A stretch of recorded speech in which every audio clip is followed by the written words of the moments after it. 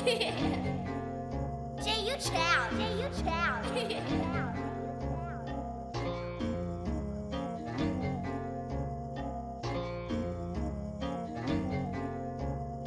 Welcome to the Gang Related, Not Gang Related podcast. This is another week, an episode. This is your nigga and your boy and your co-host Charleston White. Hey man, y'all know what time it is, man. That boy Dewberry sitting over here. You know what I'm saying? Finna kick it off like it's supposed to get kicked off, man. Y'all know it. Y'all know what it is, man. Stop6 DJ. They don't know this nigga. That nigga said, y'all know. Say this is our new co-host, man. If you don't know, now you know. Yeah, Stop6 DJ, man. Man, Stop6 DJ, man. That's So today's episode we gonna be introducing Stop6 DJ. Y'all know how we do it, man. I'm trying to promote we're in a new studio. I'm trying to promote the channel, so y'all bear with me, man. You know I'm kind of being devious now. I got two cameras over here, a camera right here. So if I don't look at y'all, I get it right by the fourth show. So yeah, just know right now I'm fucking with these people and them two people over there. So don't y'all bother me about that, all right? So y'all know how we do it, man. We go get the backstory. And I ain't trying to promote this cotton candy company because they ain't paying a nigga shit. And the keys neither. So so we go and get started, man. Tell us, how old are you, DJ? 31. 31 years old. Yes, sir. And you from Fort Worth, Texas? Fort Worth, born and raised. Born and raised? The fuck? Funky time. Stop6 to be exact. Stop6. Already.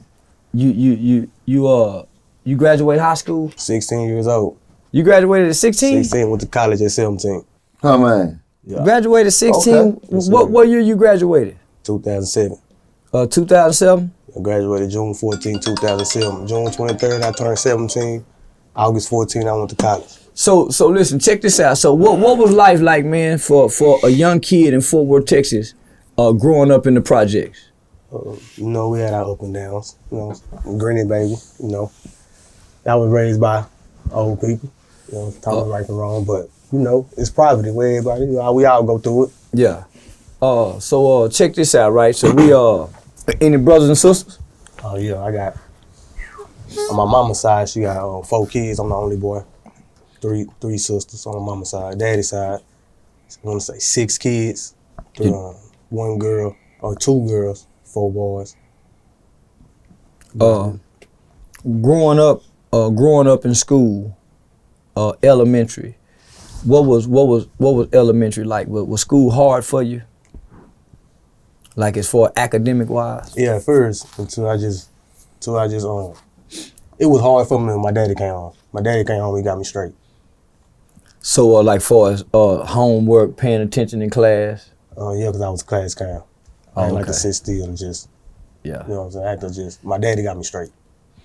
Were you good in sports? Basketball. Basketball? Yeah.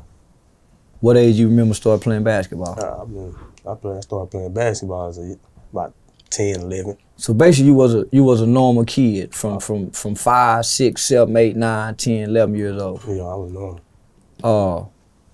Did you display any kind of, we all mischievous and get into things, but did you display any kind of criminal behavior? Did you get in trouble? Had you been arrested? Did you have any contact with the police up until 11 or 12 years old? No, not really, because my mama gave me to my granny, my daddy mama, on the strength of my daddy, so she raised me good. Like, she made sure I stay out of trouble. Even with the trouble around me, she made sure. I had curfews. I couldn't play sports without passing. Yeah. On her behalf, So with the law and just getting in trouble, nah. So did you, was your father around growing up? My father went to jail when I was 9 months, got out when I was 10. That was his first bid. So hold on, your daddy got locked up when you were 9 months old, and then got out when you was 10 years old. Yeah. Damn. So basically you got to know your father in prison visitation. You can say that through letters. Can you do? Grannies. Do you recall having a relationship with him, or do you recall visitation? Weekends going to go visit your father? Yeah. My daddy he a good daddy. I know. I know Demo. He the one told me when I played basketball over the phone. I never forget. He was in jail and I talked to him over the phone. He once told me to dribble the ball between my legs 1,000 times a day. And that's what you did? That's what I did. So he was doing some schooling while he was down there. He still was trying to, do some schooling. But by you being a good dude, you was able to listen to the game that was being served at that time. Yes, sir. I remember when my daddy paid my granny bill from in jail. So and you know what, man, that I'm happy you said that, right? Cause we deal with a lot of individuals that once they father go away for a long period of time, they seem to fall down by the wayside. They seem to have that neglect. You know what I'm saying? Yeah. They had that neglect of, my daddy, he ain't down, he ain't been around. You know what I'm saying? So they had that kind of neglect. To me, I call that being disobedient. That's how I look at that, right? But at the same time, when I'm listening to you talk, you never looked at it from that. You never looked at it from that kind of perspective, right or wrong? Nah, I never looked at it from that kind of perspective, but I had those feelings. I had those feelings on my daddy. I heard my daddy he keep going to jail on. And then I had to learn this about having a baby. By having a baby and knowing what you gotta do to live life and survive, to take care of your kids by any means. So the situation he was put in, he always been a good daddy. You know what I'm saying? Like I said, when he got out, the year or two he stayed out, I had the best Christmas. Real life. I had the best times. I had, it was my first time taking pictures with my dad, He got all the kids together, took pictures, dressed us up. That was our first time, you know what I'm saying? Like doing stuff like that. Like my mama used to do it, but with your daddy is different. You know what I'm saying? Like, it is. So he always been like, and then like I say, he used to reach out, do letters, phone. One of the things I want to highlight is one of the wisest things that your mother could have done. Even though the presence of your father wasn't there, she took you to his mother and allowed you to have that side of your family to be a part or to balance what her side of the family couldn't provide. A lot of children miss out on that opportunity, homie, for whatever reason. So, mom, that was a very, very wise decision of mom. Let's put this in her. She never, as a child, I never heard my mama say anything bad about my daddy. I never heard her say, your daddy not here, your daddy don't care about you, he in jail, he keep going. I never heard her, never in life bash my daddy. That's great, man. I never. That's great, man. And I'm hoping that people can I'm really hoping that a lot of women's out there can hear this story. Yeah. Because at the end of the day, we'll sit back and we'll say, what's wrong with the child, right? But we gotta start understanding that females plant seeds. Yeah. So when you start planting seeds at while your child is at a young age, in the seeds is always destruction. Your daddy ain't nothing. Your daddy this, he did. You gotta realize that now a child is growing up to resent the person that's supposed to stay there for him. You know what I'm saying? And that's you. You gotta be able to say, man, you know what? My daddy just going through something. So let me sit down and talk to daddy. Because and I'm gonna say this, right? Because I didn't have no kids when I did my bid, right? But a lot of guys that was down there, they had kids. And I used to hear a lot, man. Man, she don't let me see my daughter, or she don't let me see my son. Bro, she tripping, or she, you know what I'm saying? Yeah. I heard that a lot, man. I really heard that a lot. And I used to sit there and tell myself, like, I never wanted to go through that, homie. I never wanted to go through that, because I know that a child want to be loved and accepted, homie, at all times. Yeah. So that's why I say, man, it was good that you was able to bond with your father while he was incarcerated. Yeah. You know what I'm saying? And yeah, but we gon' cause we wanna know a lot about you, man. You know what I'm saying? We gonna put you on here, man, and cause right now, man, we finna shock the world, man. Yeah. We want the world to know about, a youngster that experienced the other side.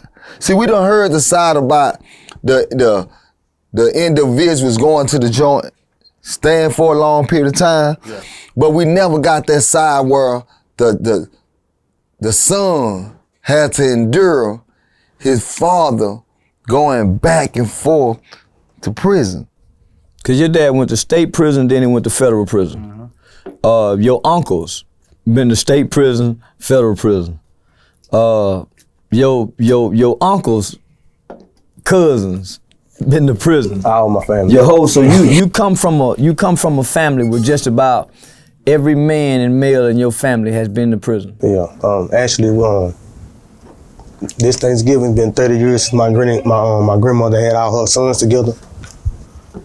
Wow. 30 years. Y'all come from the projects. Y'all fresh out of Stop6 projects. Y'all the biggest family in the projects. It's over what, like 100 or something? It's a lot of us. It's over 100 of y'all that actually live in the Stop6 or lived in the Stop6 project before they tore them down. So when if when they write the history books and they write about Stop6 projects, they gonna have to write about his family, the Moore family. Most definitely. They're gonna have to write about the Moores. The Moores is a historical family in the Stop6 community. You know, from the outside looking in, man, all them boys have been in trouble. All them boys gang members. They got Crips and Bloods. Sure. Within the family, they like the Hatfields and the McCoys.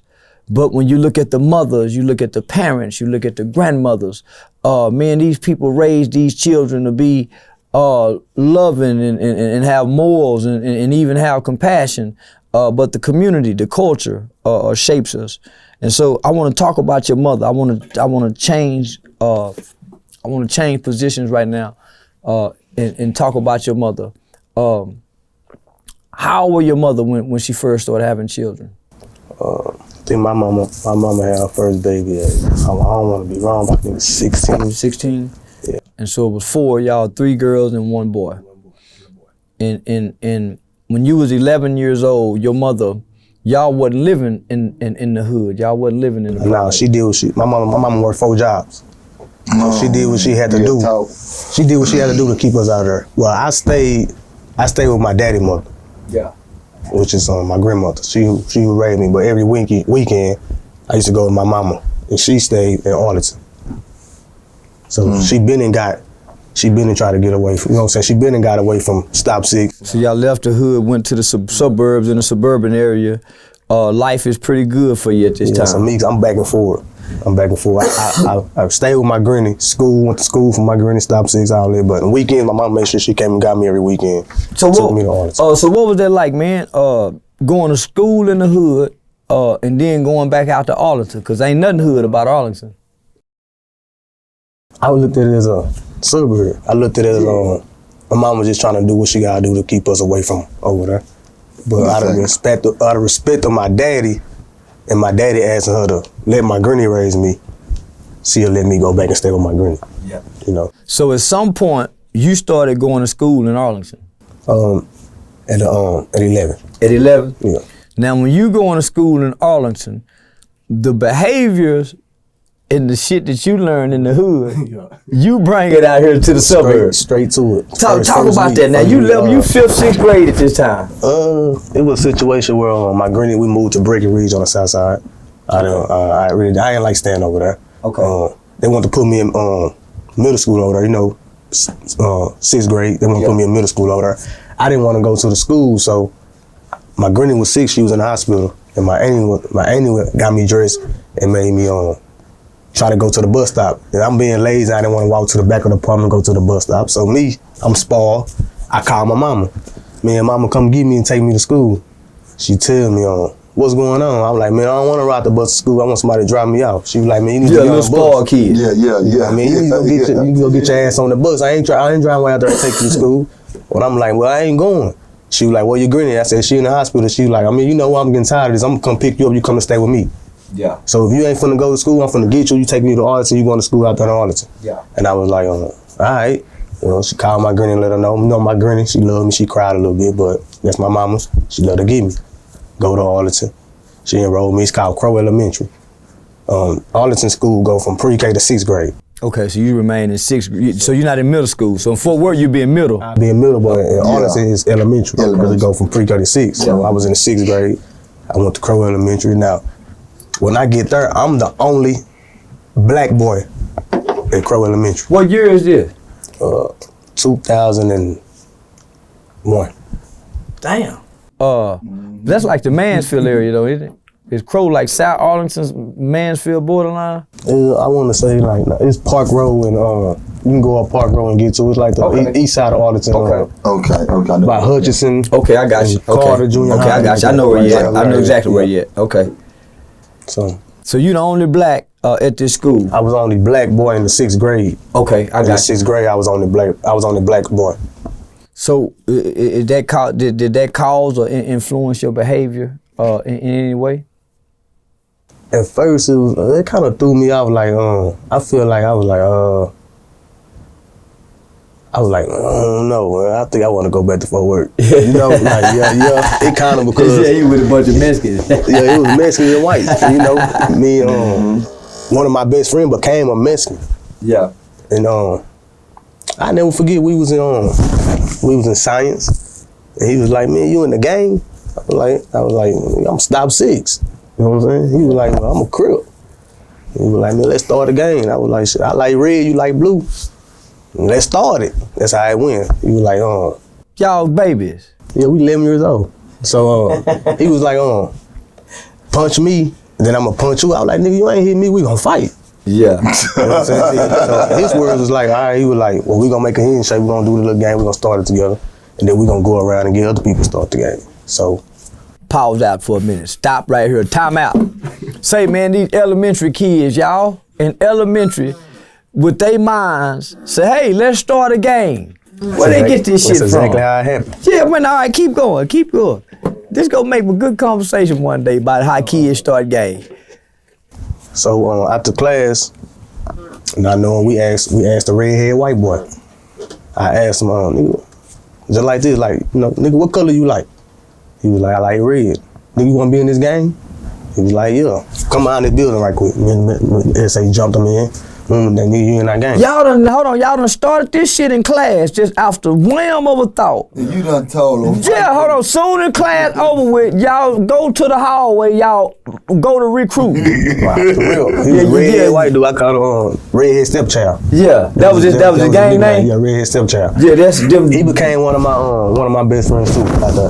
Okay, so that's delinquent behavior is what they described it. That's what we described it. We jumped him behind the building. We jumped in the game. The SA found another SA. We jumped him in the game. He said he liked this in one day? We jumped 5 people in one day.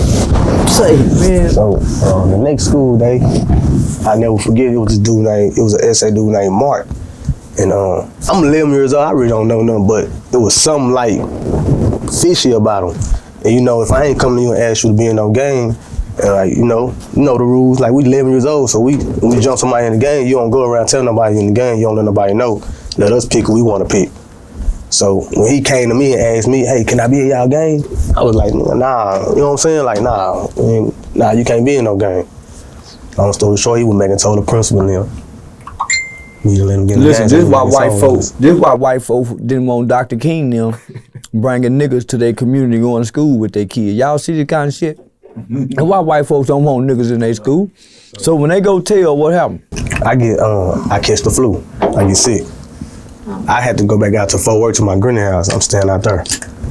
My daddy out at this time too. He don't know though. He don't know what's going on. Yeah, cause I'm so finna. Yeah, go ahead. My daddy was out at this time too, so he don't know. He really don't know what's going on. And I'm sick, and my granny taking care of me. And my mama called. She was like, where DJ at? We gotta have a parents conference because he just started the game. And where his daddy at? Because they want him to come to the school too. So now I'm sick, but I get over my sickness. I'm playing sick. I don't want to go back because I don't want to face his ass whooping. You know what I'm saying? My mama gonna beat my ass, so you know what I'm saying? She gonna do that. So she come back and get me. We go to the school. We gotta have a parents conference. So in Arlington, they got an ISS program. In school suspension. Boom. They got an ISS program. Then they got turning point. So they like, well, by him starting the gang and they was fighting and jumping people in, we gonna look over ISS, we gonna try to send him to turning point. Got to, yeah, get him out of here. Okay, so, get the fuck up out of here. And you see how we sitting? Okay, it's my mama, me, my daddy. You know, and at the time my mama got a jealous boyfriend.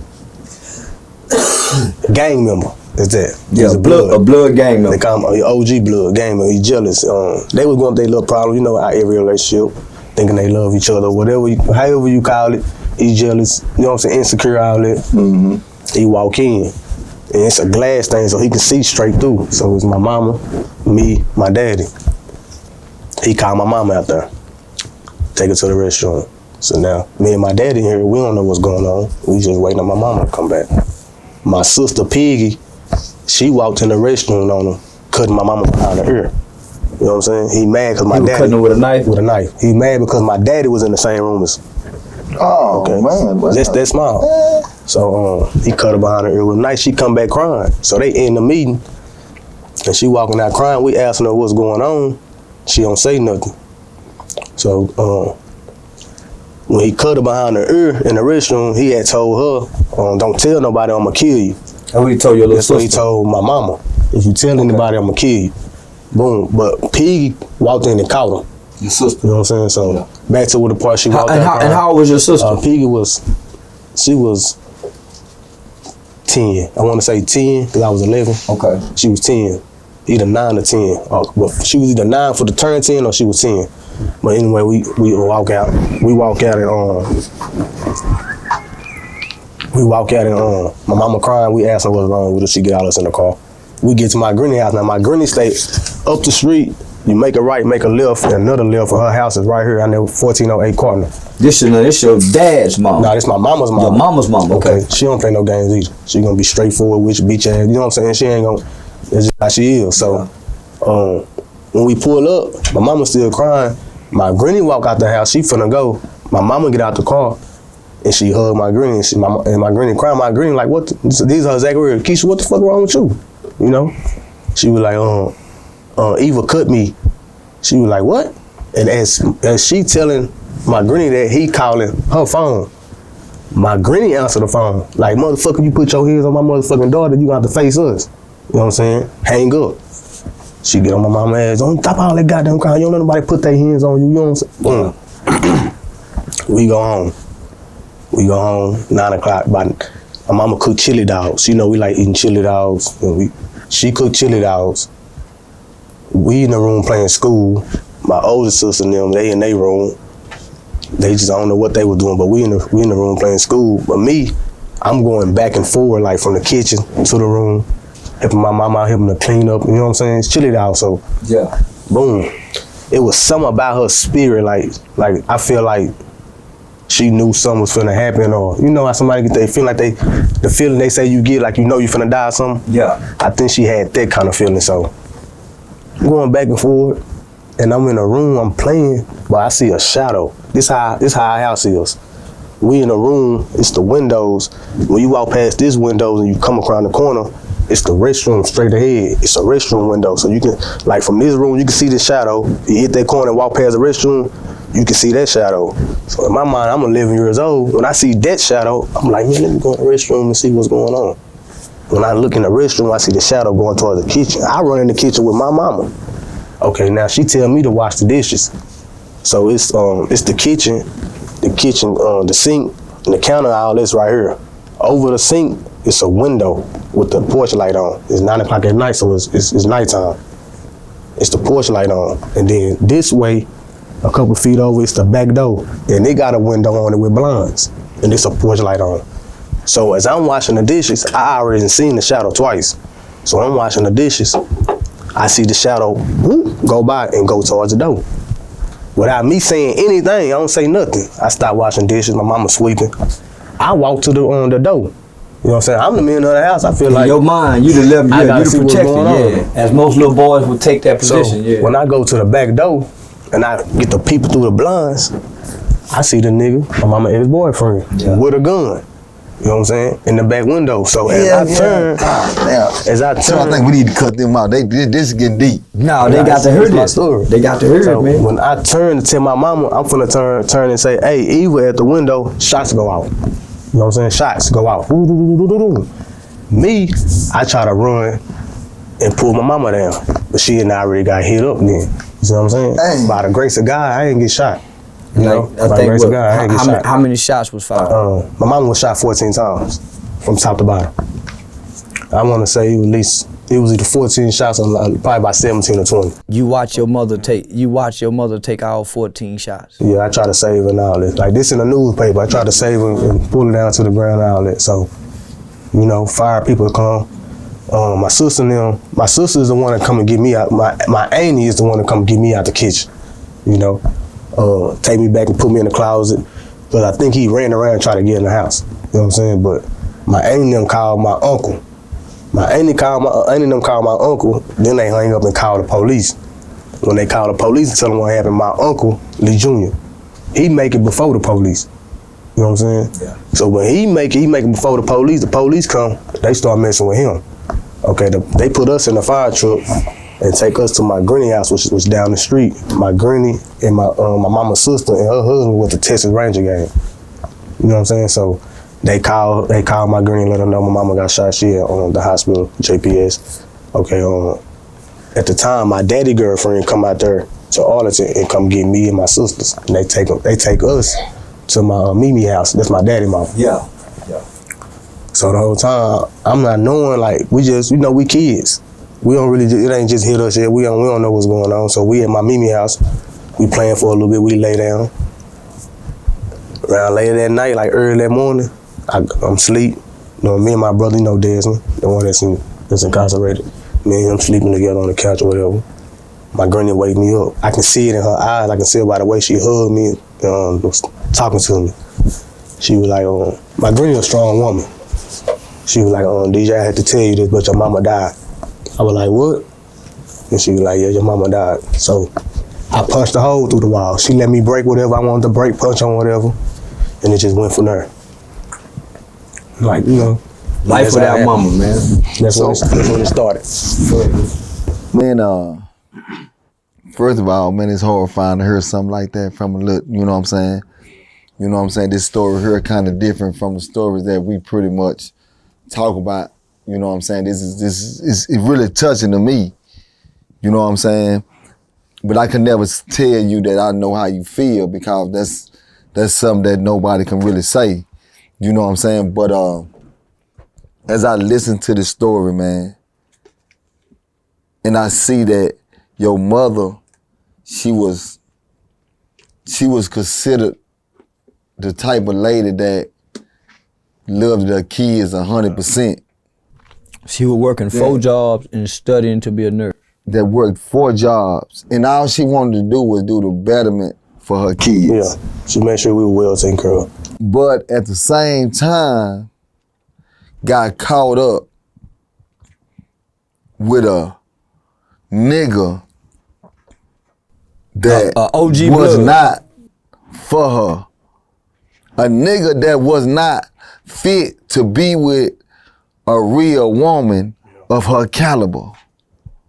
You get what I'm saying? Yep. And I feel like that this story right here, she'll touch a lot of people. This story right here that we speaking about is going to touch a lot of souls because it's going on right now in this world. Yeah. It's right now in this world. We watching it go on. So your story is going to be impactful. I mean, we want this going to be an iconic story. But now back to it though. Now that you done witnessed the most horrible, I mean, like, this is the most horrible thing a kid can ever witness. A kid can accept witnessing his father get done like that.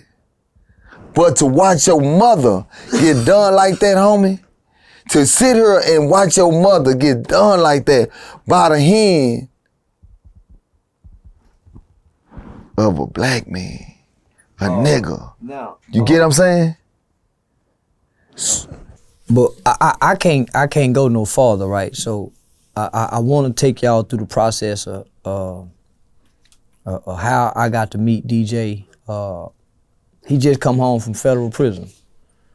When I met him, he didn't have no felony convictions, no nothing, man. Nigga was just trying to find his way out the ghetto and deal with the pain of watching his mother being murdered in the hood, nigga, where everybody respect the OG nigga that killed his mama. Yep. This nigga live in a neighborhood where the niggas respect the person who killed his mama. He a legend OG nigga, homie. Don't nobody shame him for killing his mama, homie. And he in a neighborhood, same projects. His uncle, nigga, is in the gang, nigga. His family in the gang that killed his mama. And then I'm gonna say this. And you know what I'm saying, after you witness something like that and you got sisters. Okay, I'm gonna start like that. We was taught, where we from, we was taught not to tell. You know? Not to tell. So to me, I feel like I was put in a fucked up situation. Like, nigga, you killed my mama. You know, in my heart, I'm like, this is how we was taught. I don't want to tell on this nigga. But when you got your grannies, your sister, your aunties, your cousin, and everybody depending on you, you know what I'm saying? You just gotta do what you gotta do. So you mean to tell me that, first of all, 11-year-old baby, man. ain't no such thing as an 11-year-old kid It's 11-year-old baby, man. supposed to sit around and say that he gonna live by the code of a street? How can he live by the code of a street when you not even street? When you don't even know what a code is? When you don't even understand what's really going on? And then you put in a situation where your mama life done got took and somebody wants you to live by a code? Now I call them foolishness. And that's what I feel like is going on with the youth of today right now. That's what's going on, my guy. So man, but I want you to keep giving it to us, man, because I mean I can stop you, but I want you to keep giving it to it because this right here needs to touch a lot of people. I was put in that situation, but I feel like I was built for it. I made the right decision. When I look at my granny and my sister and them and how they hurt, yeah, I decided, nigga, I'm gonna tell on you. It took for my granny and them to tell me to get up there and do what I gotta do, you know? Cause I ain't gonna lie to you, as a kid in my situation, I was thinking kill. You know what I'm saying? I was thinking, shit, I want this nigga to be free. We can kill this nigga. You know, he killed my mama. But when you got all them people crying and sad and depending on it, you gotta go to mama funeral, wake, and all that, and we can't catch this nigga and, you know, I want to get him out the way. They were hunting for him. Yeah, they were hunting for him, but you know, the nigga ran to Virginia. Ran Virginia and robbed the bank and got caught out there. Another nigga shot him out there and robbed him and shot him. He went to a hotel and he was bleeding. The people came in the room and called the laws. Found out he was wanted for that. That's how they caught him. And how much time he ended up getting? I testified on it. I made sure I did. I was gonna do it. Even if I had the mixed feelings and all that, this my mama, this my granny, so I was willing to do it. Man, but 11-year-old kid ain't even supposed to have the mixed feelings, homie. He got 60 years. He got 60 years on for that. And he got 20 years in Virginia. Federal for the bank robbery. Nah, he didn't even go federal. He got 20 years stay on. He did his 20 years in Virginia. 2000. Coming to do the 60. Yeah, 2020 on August, I want to say 23rd. They shipped him back to Tarrant County. While I was incarcerated in the feds. I was in the feds then. And my granny now, it's strange, cause my granny now, I had just left. I left Tarrant County on June 21st. I was getting arraigned in the feds June 22nd. And then I had a bond hearing June 23rd. So my granny called me and let me know, like, oh dang, they didn't send Evil back. They called him Evil. They didn't send Evil back to Tarrant County. He come down here to face his time and all that. And I was like, but as a kid, at 12 years old, I started praying to God, like, I'm not an evil person. I don't have hate in my heart. So when I always pray, I pray to God to be able to look him in his eyes and forgive him for what he did. So that was your prayer as a 12-year-old kid to one day be able to look this man in his eye. Yeah. And do what? And to forgive him for what he did. Because my granny always taught me to forgive. Boy, you about to make me cry, nigga. That's just what it is. Damn, my granny always taught me to forgive. Bro, that's strong, homie. I mean, it's strong, bro, to hear, you even speak about. I mean, it's strong, homie. You know, you got mixed. Strong, you got mixed. When somebody do something like that to your mama, you got mixed feelings. Yeah, you want to hurt them, you want to kill them, you want to do all that. But my granny always taught me to forgive. I feel like that's the most powerful thing you can do to somebody like that. I don't think at the age of 11, I had the mindset to where I'ma sit there and say, I wanna do something to him, because at the age of 11, now this nigga need to rot in jail. That'll be my whole mindset. Because I understand that I don't even have what it takes or the resources to really go to war with somebody of this magnitude, right? Yeah. So you a kid, and you gotta think like a kid thing, homie. You know what I'm saying? You see, this is why I think that when we speak about it a lot, and we speak about how our community helps destroy the future. This is what we speak about right here. And I was just finna say that it was just our environment. Like, it was just how when I go to Stop6 and it's blood this and blood that, and it's a lot of gang bang activity going on and violence we see. So when you at Stop6 Day, cause you at Stop6 Day, cause you from the hood. Yeah. And you see all these bloods in red, they representing the same gang. Your family, your friends, your homeboys, and man, the OG of this gang who they all respect and still love, what feelings are you wrestling with on the inside? 12 years old, I started carrying a pistol. We're gonna get that straight. 12 years old, I started carrying a pistol. Then they didn't know I had it, you know what I'm saying? Like, I feel like you always been quiet and by yourself. I feel like once that happened, I'm gonna protect my sisters and my granny. I don't never want another nigga to do that to a woman in my, you know what I'm saying? That's close to me. So I stole me a pistol.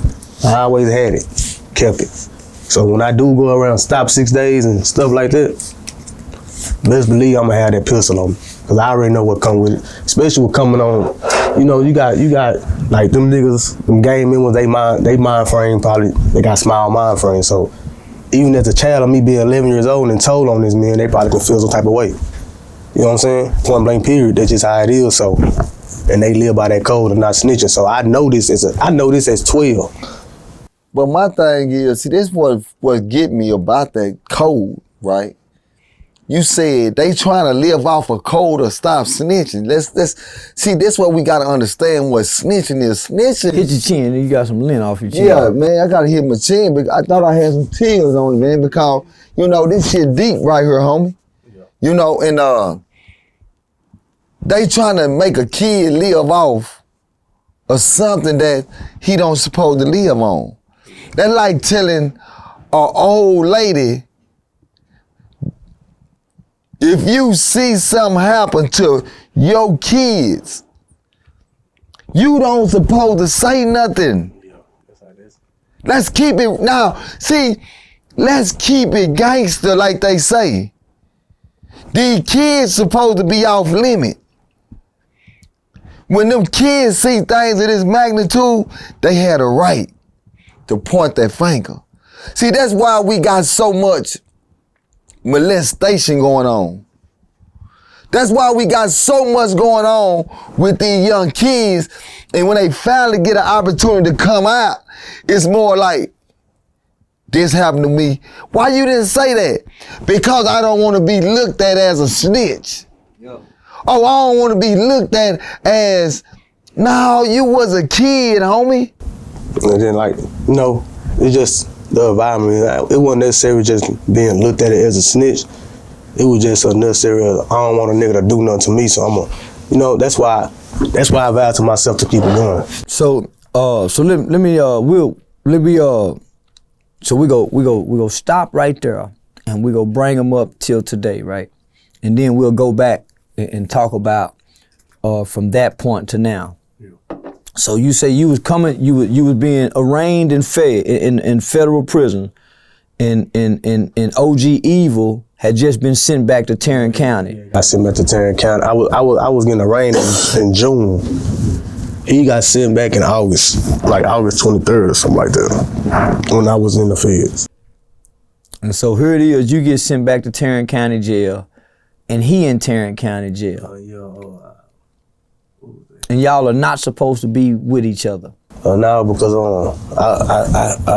you testified against him, so they wasn't supposed to even put y'all in the same cell. I'm on his paperwork because I testified against him when I was 11, so they know that I'm not supposed to be in the same pod or anywhere near him. You know, they know that. So when I go to the feds, you know, I find out how much time I'm gonna get. You know, I talked to Weasley's pops. Yeah. He laced me up to get in that law library, learn your case, be your own lawyer. So when I did that, I found out how much time I'm gonna get. I told the lawyer how much time I was gonna get. You know, said my case hold from anywhere from a year to 20 years. I'm 31. I'm 31 years old. It's my first felony. You know, I'm looking at the low end. Yeah, it's a white collar crime. It's a white collar crime. It's a scam. They try to get me to tell on the whole city. You know, on the 6 million conspiracy. I mean, 5 million conspiracies.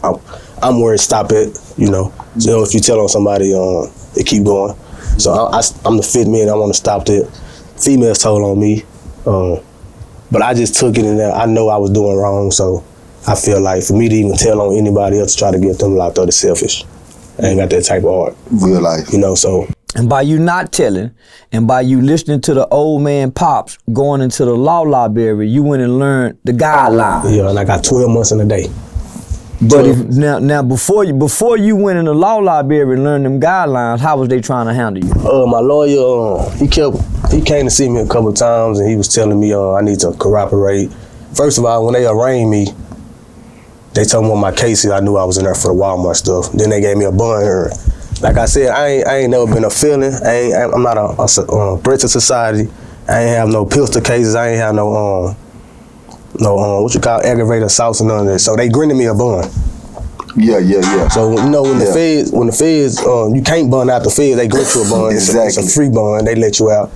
But they came with me with 2 documents. The first document say if you cooperate, we'll grant you your bond. You can go free now. The second document say you don't want to cooperate. It's in big words though. You know your lawyer explained it to you. It's basically saying if you don't want to cooperate, we're gonna take you back and let you fight your case, and you gotta deal with it in the county. So those boys that started getting out on these Fed cases, he just gave y'all some game. But go ahead, big homie. I tell my lawyer I signed the second one in blood.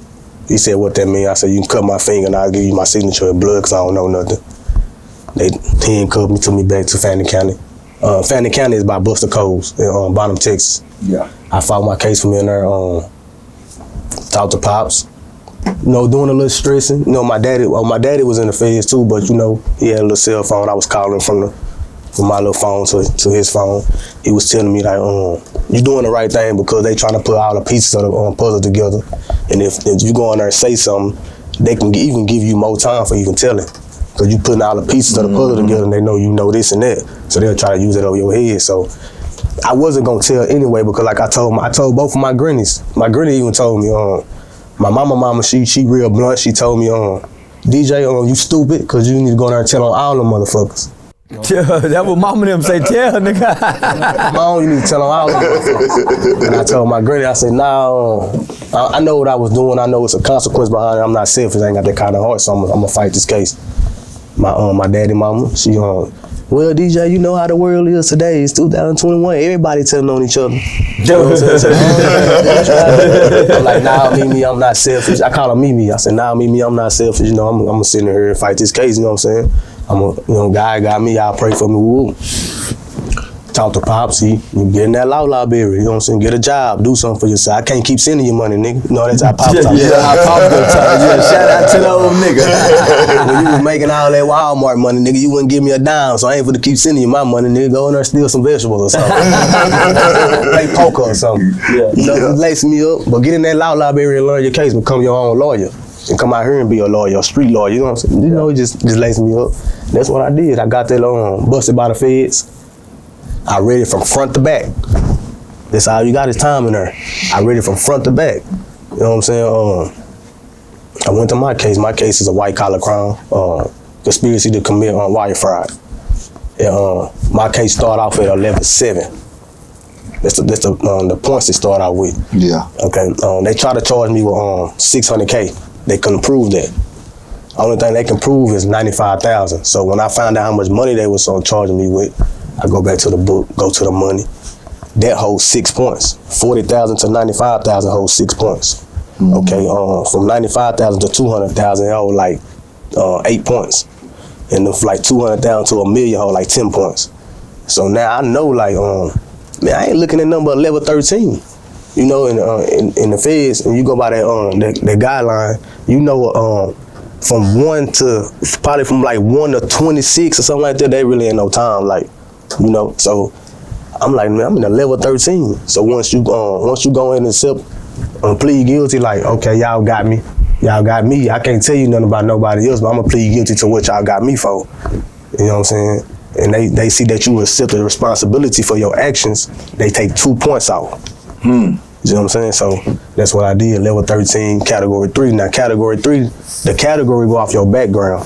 From 1 to 3 is not, your background not that bad. So from 4 to 6, you going USP. Yeah, you going USP. You know what I'm saying? So I'm category I'm level 13, category 3. I plead guilty, drop to a level 11. Okay, this how they try to do me. They try to say that I was making credit cards, putting people's identity on them and scamming Walmart with them, which that wasn't the case. I was going in Walmart, buying their debit cards and talking to the cashier into loading $3,000 on the card. You know what I'm saying? And I can go to the ATM and get it off cash. I didn't have to sell it half price or none of that. I get straight cash. So once my lawyer knew that I can get from 12 months to 18 months, because that's what my shit hold. Level 13, plead guilty. Level 13 to category 3 hold from 12 to 18 months. Okay, when you drop to a level 11, it hold from 10 to 18 months. It just take like 2, you know what I'm saying? Yeah. 2 points off. So I was in there 8 months already when I went to go get sentenced. So I knew they weren't gonna give me the 10 months. They weren't gonna give me that low. So before they even try to sentence me, they try to hit me with the credit card making. So I told my lawyer, file an objection, however you say it, like eject that, you know what I'm saying? He was like, man, that's the least I can do for you, because you know what I'm saying? You almost did your own case. Yeah. He won it, you know what I'm saying? So they took that out for me. So they put me at a category 11, level 11, category 3, 10 to 18 months. You know what I'm saying? And they gave you what, 12? They gave me 12 months in a day. Okay, this how it work in the feds. Pull my pencil. This how it work in the feds.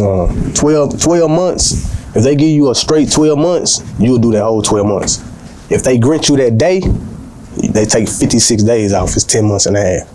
See what I'm saying? Okay. So niggas say, hey man, give me that 12 months in a day. Yeah, nigga die on the last day. And how I got that day is when I went in there, I got in the books playing poker. I was locked up. When I first went in, they put me in an 8-man tank with nothing but Mexicans. I was the only black dude in there, nothing but Mexicans. I didn't have no fights. I didn't have no discipline errors. I didn't fuck with the guards. You know what I'm saying? They look at all this shit. And that's how I got that day. You know what I'm saying? Okay. Now where you learn how to play poker at? The feds. The feds? Yeah, I never could get it. You sat around the class lady with the old niggas at the gambling table. You never learned to play poker with the old nigga? I never could get it. Like, you know, you got all that. When you got that time in there, you gonna learn. You gonna sit there. You know what I'm saying? Then that's how, you know, like Pop said, nigga, we can't keep sending you no money. You know what I'm saying? Like, nigga, learn how to eat. Yeah. That's how I learned how to play. You know, I was a dice nigga. I was shoot dice. So talk about, man, when you got to what happened at Tarrant County? Were you and the guy that killed your mom? So I got sentenced. They sentenced me. You know what I'm saying? I put the game on the judge. Cried a little bit, tell him I want to see my son, go back home, my family. I learned from my mistakes. You know, I'm 31 years old. My first felony. You know, I ain't no threats to society. Ooh, he fell for it. He gave me a year and a day. But you wasn't though. He didn't fall for it. You really was a good kid, homie. Yeah, you was a good kid. So he gave me the year and a day. By this time, I already did 8 months. So when they sentenced me, they shipped me to Oklahoma. Reno? Nah, they sent me to Durant, Oklahoma. Okay, when I get in Durant, Oklahoma, I stayed there the rest of my sentence. So they called my name one day. I had just got commissary. I'm talking about I spent like $300 on commissary. They called my name. I'm like, man, wrap it up. I'm like, man, I just bought all this commissary. I'm finna go where I'm going. I'm like, man, you finna go. They take me back to Fenton County. So I gotta go back to Fenton County because my time is up. They gotta discharge me. Okay. So when they discharge me, they tell me I'm going to Tarrant County. I gotta fight this case that I had caught with old boy. You know what I'm saying? Pistol case and the drugs. You know, and I gotta go fight that. Boom. So they took me back to Tarrant County. I'm thinking I'm finna get a rain and get a bond on that case, so I'm finna get out. Which they gave me a no bond. You know, they said I had to see my regular judge that's on my case. Cause I already bonded out for that. That's how the feds came and got me. Yeah. They came and got me from Tarrant County. I made my bond. They had a U.S. Secret Service hold on when they came and got me. I went to the feds. Sure did. We were fighting like a motherfucker to get that out for you, boy. When they did that, they took me up. They dressed me out. They took me up to the 10th floor. I think it was D, 56D or something like that. I can't really remember, but it was the 10th floor. So when I walk in, I see Karen, one of my good friends from Stop6. You know what I'm saying? I see Karen. You know, nigga, you know the situation. I walk in my cell. I put my shit up, make my bed up. I step back out. I see Karen. What's up, Karen? He looked, but when he looked at me, he like a ghost. He was like, man, come here right quick. We go in the cell. He was like, man, I've been in that Bible, bro. I'm righteous now, and it's crazy how God, bro, you right in here. I was like, huh? He was like, man, sit down right quick. I gotta tell you something. I'm like, nigga, go ahead and tell me what you gotta tell me. What's wrong? He was like, nigga, it's crazy that you in here because the nigga that killed your mama in here, evil in here right now. I'm like, nigga, he in here right now. I go crazy. You know what I'm saying? This nigga strong though. This nigga strong, like, I go crazy. I'm trying to get up out that motherfucker. He grabbed me and butt hugged me. He was like, nah, I can't let you go. This what really changed my mind of just hurting the nigga. You know what I'm saying? Trying to do something to him. He butt hugged me. He like, nah, I can't let you go, nigga. I been in that Bible. I'm righteous. I feel it's the right thing to do. You know what I'm saying? God put me here for a reason. And I'll be damned if I let you go in there and do something to that man. You can't go back home to your kids and your family. Cause he older now, right? Yeah. He's crippled. He's 60 years old on the cane. You know what I'm saying? So when he hugging me, I just bust out crying. Damn, ooh. He hugging me. He like, man, I'm here for you. I'm here for you. Ooh. You know what I'm saying? I'm like, man, I can't do it, fool. I gotta touch this nigga. You know what I'm saying? I got to. I can't do it. I gotta touch this nigga. He called the guards.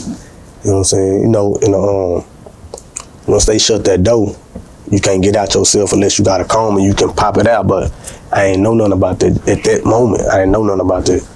So he shut me in there. He go get the guards. He let them know. You know what I'm saying? Don't let me out the room. And then he come back to the window. He was like, man, I was just talking to Evil. He been saying he wanted to see you and talk to you. You know what I'm saying? In my mind, I'm like, man, what the fuck this nigga want to talk to me about? You know what I'm saying? Nigga killed my mama. Damn. And the Karen was like, man, just hear him out, bro. You know what I'm saying? Just hear him out. And I'm like, all right, man. So I'm standing there, I'm standing at the window, I'm just looking, not knowing the nigga right next door to us. He come out the cell on the cane. He walked to the window, cause he go get him. He walked to the window, he come to the window. He was like, man, DJ, I've been waiting to see you 20 years. And my first thing I said, nigga, what the fuck you wanna see me for? He was like, man, I've been waiting to see you 20 years. I'm like, nigga, what the fuck you wanna see me for? He was like, man, your cousin ain't right. You know what I'm saying? I ain't catching on to this shit. He like, man, your cousin ain't right. I'm like, nigga, man, what you want to talk to me about? He was like, man, that wasn't you see me back there. And I tell him like, nigga, who the fuck you gonna tell me who I seen back there? Nigga, that was you. You killed my mama, nigga. You know what I'm saying? And then went from there, we got to chopping it up. But in the midst of us chopping it up, he keeps saying, your cousin ain't right. And I'm steady looking past this shit like, nigga, you know what I'm saying? Like, and I finally tell him, I'm like, look, nigga, I've been praying 12 years to look you in your eyes and to tell you. Since you were 12 years old, it was 20 years, wasn't it? Yes, I've been praying since I was 12 years old to look you in your eyes to tell you this right here.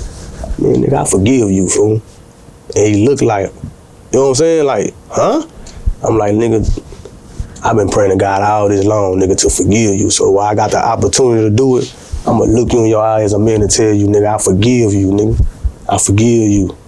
That nigga broke down He crying. broke down crying, like, damn, fool. Like, but still, I can't be around you. Like, I can't be this close to you without me putting my hands on you. You know what I'm saying? Impossible. It's impossible. Like, at this door in between us, I can look you in your eyes and tell you I forgive you, but if this door open right now and I can touch you, I'm gonna touch you. You know what I'm saying? And I had that feeling at first, you know what I'm saying? I had that feeling like, until like, when I forgave him, it's like the black cloud that's been over my life, over me so long, it just went away. Like, I can breathe now, like, new start. Damn, boy, you strong in the motherfucker, boy. Woo! Say, man, boy, I done met a lot of people in my lifetime. But boy, you strong in the mother, boy, cause guess what, man? Woo, man, say, man. Boy, God got a plan for you, Hey, homie. listen, nigga, when that nigga told, see, Damn. when that nigga told me that shit, nigga, I said, say, nigga, that's how you know it's a God. Nigga, you been praying since there's no way this could happen. Nigga, you damn near had to go to the feds just to meet this nigga so you can get this dark, nigga, just think had you never went to the feds, you and him y'all paths have never crossed. What you was praying for couldn't have never came to pass. Think about that, homie. This man is praying this since he was 12. Woo! Then in situations like that, you gotta think like, I had to stop, really calm down and make myself think like, damn, DJ, you been praying for this so long, go on and take this opportunity. And nigga, you can't lie to God, like you've been asking for this. You know what I'm saying? Like you've been asking for this since you was 12 years old, go in and do it while you putting it right here. So that's really what made me just forgive the nigga, like, nigga, I forgive you. You know what I'm saying? But then, you know, I done been in love, I done did all that shit, so I know feelings be involved. And, you know what I'm saying? Who else to say? The nigga didn't want to do it, but just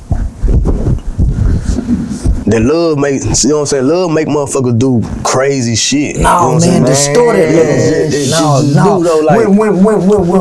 When we love and we fucked up, it make you do that. When we distorted in our mind, when we fucked up in our mind, and we love and fucked up, love don't make you hurt nobody. You know, like I mean, like.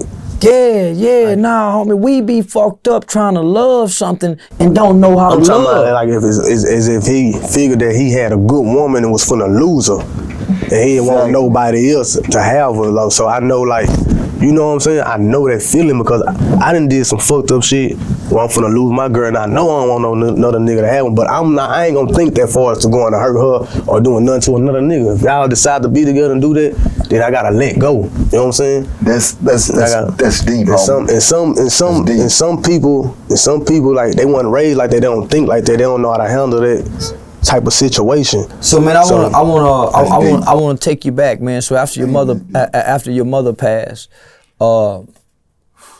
and kudos to your grandmother, kudos to your father's side of the family, kudos to your mother's side of the family.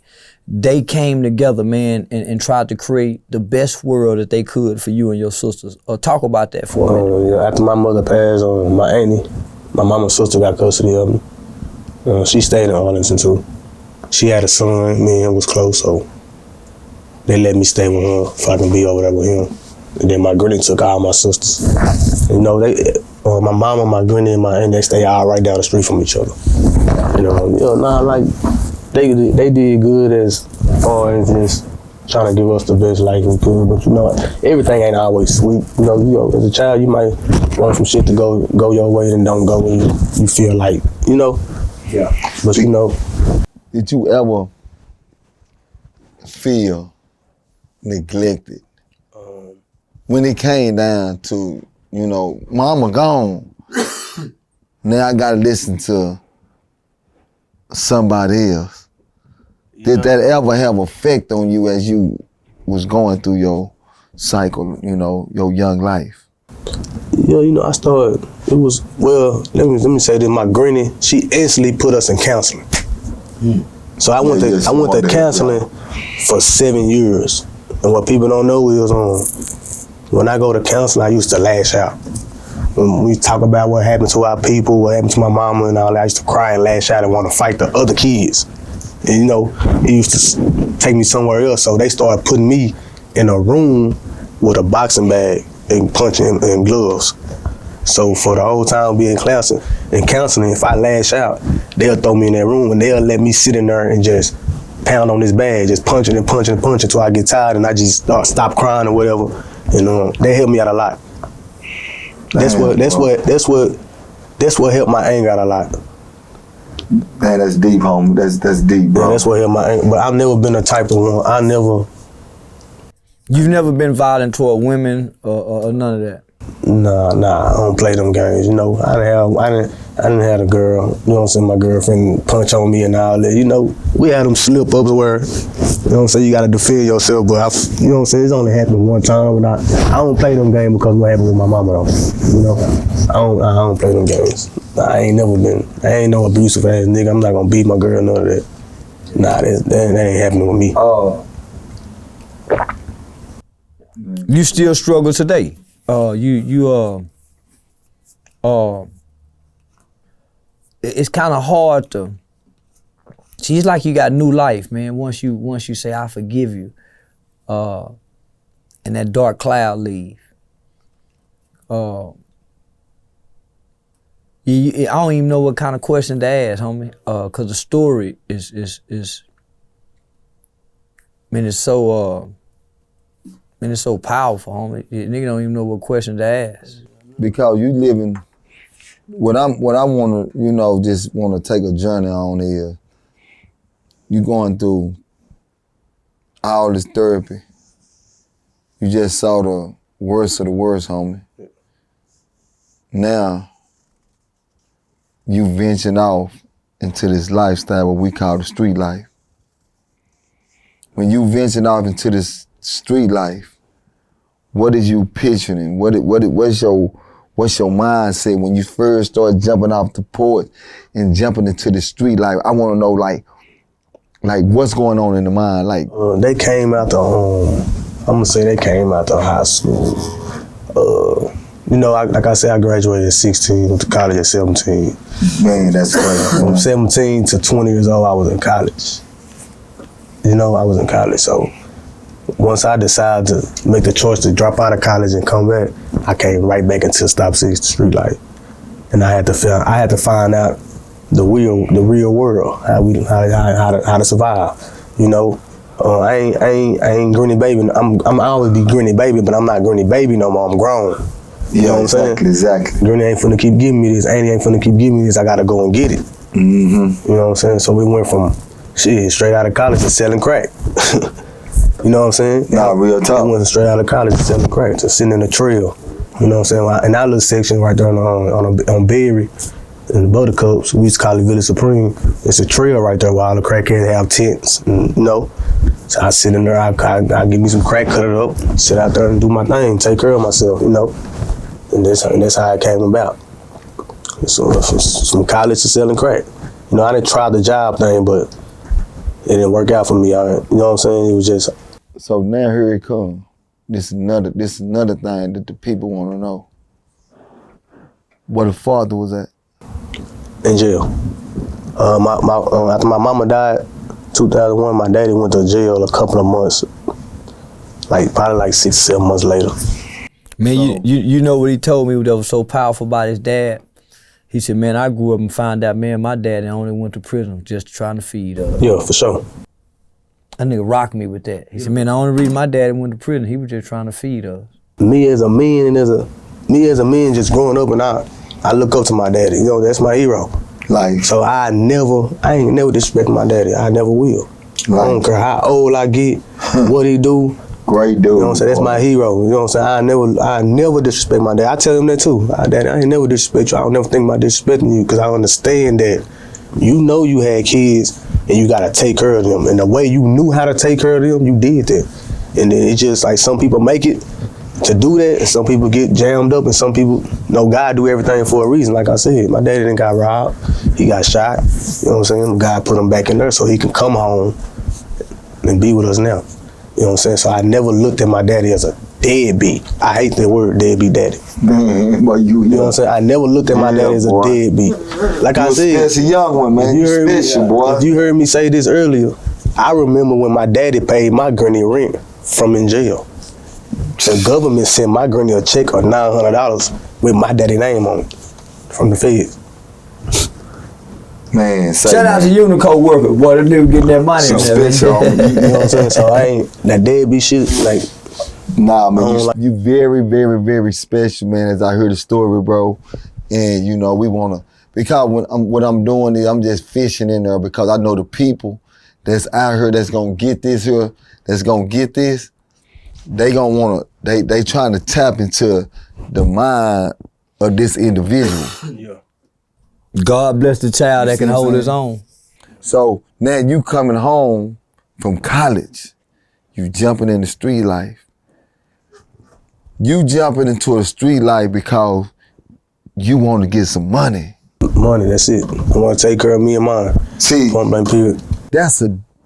I mean, you wasn't in the street life because you wanted to hurt nobody. Nah, never. Your mind wasn't set up to where, man, I just want to go out here and do X, Y, and Z because some people have that kind of mind frame after witnessing what you done witnessed. Yeah, my mind frame was strictly on getting some money and not fucking with nobody, and I don't want nobody to fuck with me.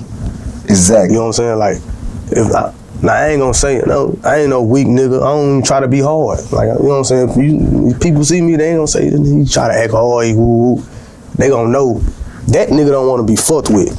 Facts. You know what I'm saying? He don't fuck with him. You gonna see another side of him when you fuck with him. That's the side that I don't even like. Yeah, that's the side I call the police on that nigga with them guns. You know what I'm saying? That's the side of I'm really a lady. I want to get some money. I'm gonna shoot dice. I love gambling. I love shooting dice.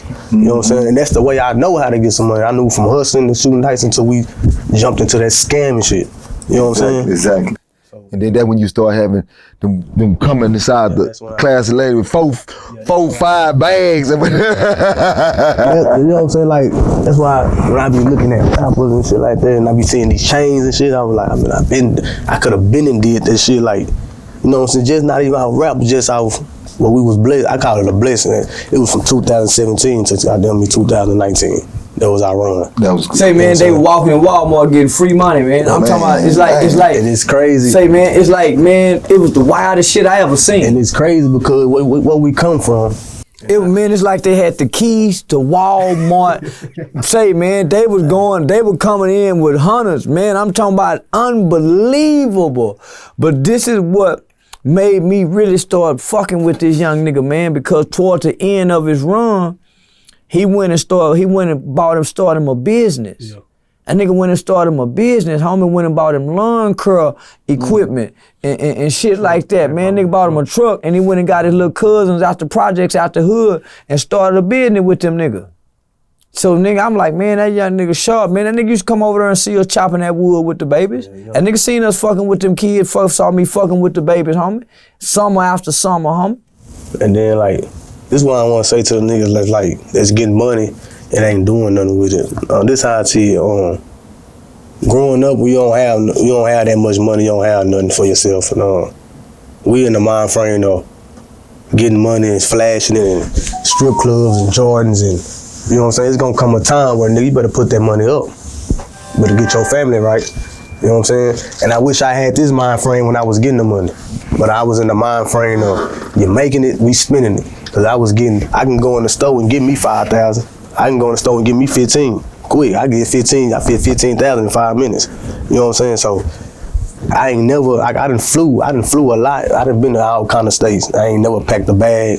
I ain't never took a pair of drawers. You know what I'm saying? Man, you just said you can go over there 10 minutes, walk away with 15,000. Yeah, man. But listen, homie, no matter what I done in the community, homie, that little nigga help me buy candy to do the Holloway for Halloween.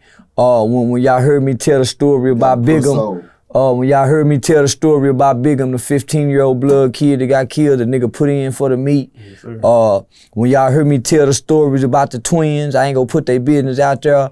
When y'all heard me tell the stories about the twins, this one of the niggas, homie, who helped give me and Pops money to help take care of the twins, to feed them, homie, help. So now, homie, and these are men that's doing that, that's not trying to fuck on these little girls.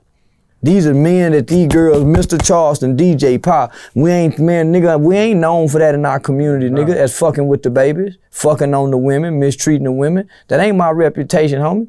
So I sat back and I watched these young niggas, homie, shoot these guns, carry these guns, and shit, nigga, they watched me. So shit, we watched each other. So shit, nigga, we can believe in one another because we can show and prove. We ain't showing and telling. So now he just come home from the Fed. So 2 years ago, y'all heard me talking about a summer program that I was getting ready. This the young nigga, I used to say the young nigga wake up and go fishing every day, and the feds used to watch him. The feds used, when this nigga was bringing us fish every day, the feds were watching him every goddamn day. I said, what? So when he got picked up, he riding in the car with a bogus ass nigga, right? He just walking. Him and his girl done got into it. So him and his girl done got into it. He leave the house walking just to get away. Nigga see him walking. Say, nigga, you want a ride? Oh, I'm just walking up here to the store. Come on, nigga, I give you a ride. Jump in the car with that nigga. Next thing you know, nigga, Secret Service, not Secret Service, but Homeland Security got a hold on this nigga. So I'm calling, say, man, y'all need to call and see, man, Homeland Security got the wrong kid. Cause at that time, Homeland Security had came through and picked up a bunch of people for some gang shit, man. So nigga, I went to fighting for this young nigga, calling everybody, say, man, DJ ain't involved, none of that shit, man. That ain't woo, woo, woo. Come to find out, now the feds got him. Oh shit, that Walmart shit.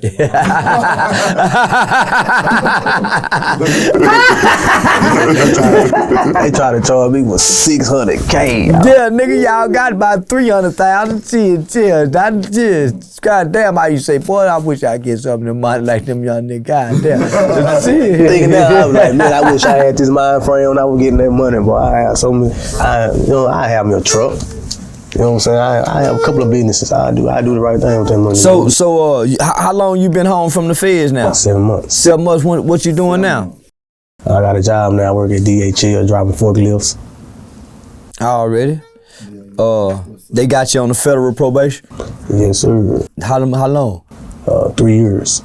Damn, nigga, you do 12 months in a day and they give you 3 year paper? Yeah, that's what people don't know either. You go in the feds and you don't get no time, they just give you probation. You told on somebody. If you don't get no prison time, you go. One thing about the feds, you can get a 20-year sentence. You coming home on probation. You can get a 40-year sentence. You coming home on probation. That's part of their little program. No ifs, ands, or buts. No ifs, ands, or buts. You can go in there and you can get caught, like, especially with my case, you get caught scamming and you ain't got no background and they feel like they can use you, you know what I'm saying, to work for them, they'll give you some probation, send you home. You know what I'm saying? So that's what a lot of people be knowing about, like, you know, I done had a couple niggas come to me and say, dang, niggas think you sneak cause you out already. Nigga, I did my time and I'm doing 3 year paper. Point blank period. That's how you know you ain't snitch. I got all my paperwork. You can't even walk in a motherfucking cell without your paperwork. You ain't gonna be able to live comfortable like I live. You know what I'm saying, in the feds without your paperwork. Nah, real talk. You're not gonna be able to live comfortable. Yeah. Nah, real talk. You gotta show that paperwork when you come around. You know what I'm saying? Everybody checking it. Nigga, I was checking them. You know what I'm saying? Like, nah, we ain't, you know what I'm saying? Yeah. Now, here, DJ, check this. You know what I'm saying? Nah, that's just how it is in there. It's politics. So when you get out and see me all on the internet, or was you seeing me while you was in there? I was hearing about you. Yeah. So when you get out and see me, what was you thinking, man? Shit, my nigga, he did it. I remember when y'all was talking about it, we set the motherfucking table and eat breakfast. We was talking about it. He did it. Yeah, he did it. I see him. Sitting down over there with Boosie, man. Yeah, I seen him. Yeah, this is a master plan, man. They don't understand this, man. That I really put all this together, came with a character. Y'all watch me go downtown, get arrested, go downtown, get dragged out of City Hall, get kidnapped by the police, get put in the mental hospital. Nigga, y'all watch me come through and put all this down, homie, and never quit. And so it's an honor and a pleasure, my nigga, to have you as our co-host. So this our new co-host, a game-related, not gang-related, man. So y'all welcome Stop6 DJ, man.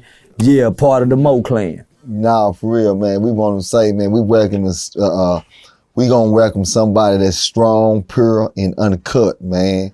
You know what I'm saying? That cloth you cut from, man, they don't even cut that cloth no more. So, but guess what?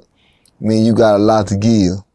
You got a lot to give, man. So, you know, hey, man, this game related, not gang related, man. Cause everything we do, it's all about elevation. Yeah. It's all about being able to serve the right game, to be able to get to the right people. Right. Everybody ain't gonna be able to understand our game. See, that's why I always tell a person, my game ain't for everybody. You see what I'm saying? So I always tell them like the sister say, man, close your ears, man, if you don't want to hear this ism. Yeah.